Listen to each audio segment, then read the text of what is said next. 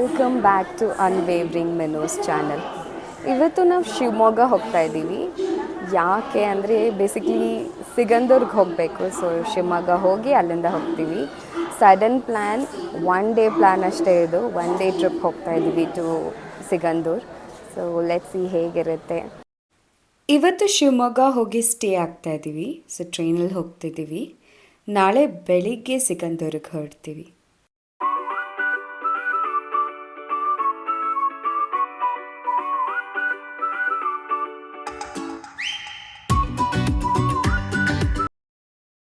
ಶಿವಮೊಗ್ಗದಿಂದ ಸಿಗಂದೂರು ಹೋಗೋದಕ್ಕೆ around 2 hours ಆಗುತ್ತೆ.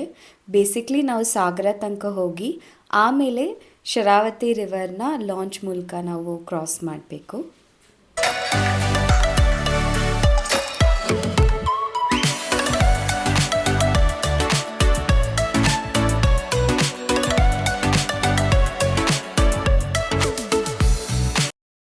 First launch around 8 to 8:30 AM start ಆಗುತ್ತೆ ಅಂತ ಹೇಳ್ತಿದ್ರು. ನಾವು ಅರೌಂಡ್ 8:39 ಸಾಗರ ರೀಚ್ ಆಗಿದ್ವಿ.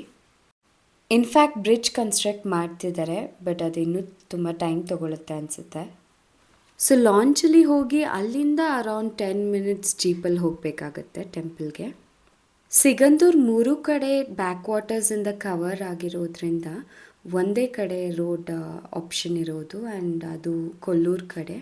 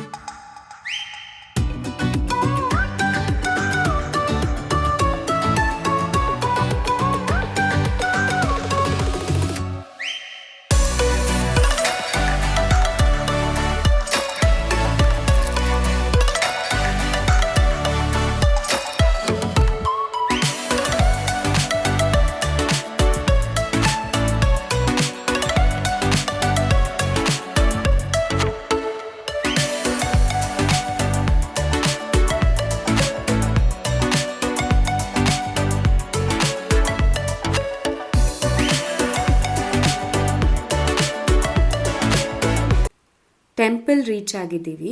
ಸಿಗಂದೂರು ಚೌಡೇಶ್ವರಿ ಟೆಂಪಲ್ ಅಂತಲೇ ಕರೀತಾರೆ.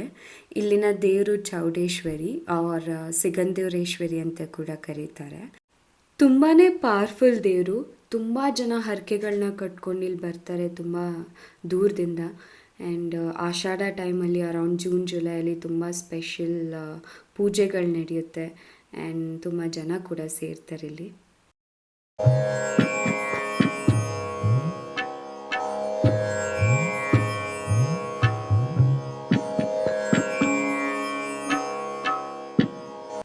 ದರ್ಶನ ತುಂಬ ಚೆನ್ನಾಗಾಯಿತು. ಸಿಗಂದೂರೇಶ್ವರಿನ ನೋಡಿಕೊಂಡು ಅಲ್ಲಿ ಹತ್ರದಲ್ಲಿರುವಂಥ ಇಕ್ಕೇರಿ ಅಘೋರೇಶ್ವರ ಟೆಂಪಲ್ಗೆ ಬಂದಿದ್ದೀವಿ.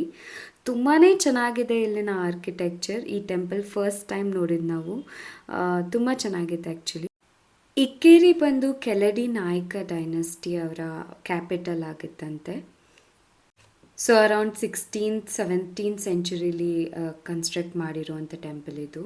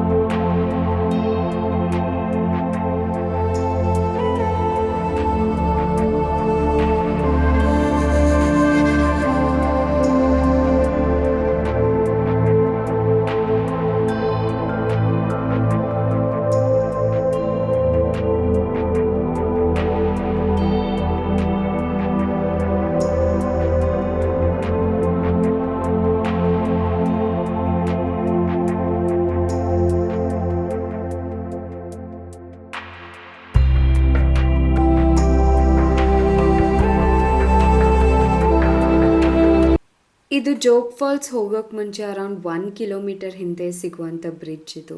ನೋಡ್ತಿರ್ಬೋದು ನೀರು ತುಂಬಾ ಕಡಿಮೆ ಇದೆ ಆ್ಯಂಡ್ ಸಮ್ ಕನ್ಸ್ಟ್ರಕ್ಷನ್ ಕೂಡ ನಡೀತಿತ್ತು. ಸೊ ಜೋಗ್ ಫಾಲ್ಸಿಗೆ ಹೋಗಲಿಲ್ಲ, ನೀರಿಲ್ಲ ಅಂತ.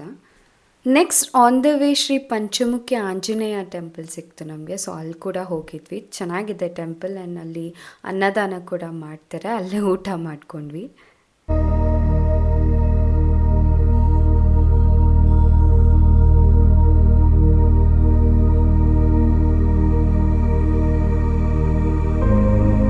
ಹ್ಯಾಂಗಿಂಗ್ ಬ್ರಿಡ್ಜ್ ಸಿಕ್ಕಿದೆ ಫೋಟೋ ಸೆಷನ್ಗೆ. It is actually nice. Sharavathi river ಮೇಲೆ ಇರುವಂಥ ಹ್ಯಾಂಗಿಂಗ್ ಬ್ರಿಡ್ಜ್ ಇದು. ಸೊ ಟುವರ್ಡ್ಸ್ ಹೊನ್ನಾವರ ಹೊರಟಿದ್ವಿ. So on the way ಸಿಕ್ತಿದ್ದು.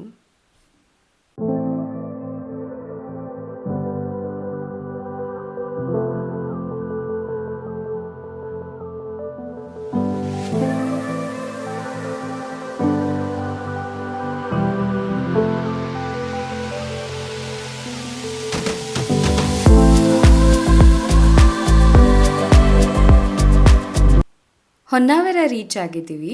ಹೊನ್ನಾವರದಲ್ಲಿ boating ತುಂಬಾ ಫೇಮಸ್, ತುಂಬಾ ಹೈಪ್ಡ್ ಅಂತಲೂ ಹೇಳ್ಬೋದು. ಸೊ ಲೆಟ್ಸ್ ಸಿ ಹೇಗಿದೆ ಅಂತ.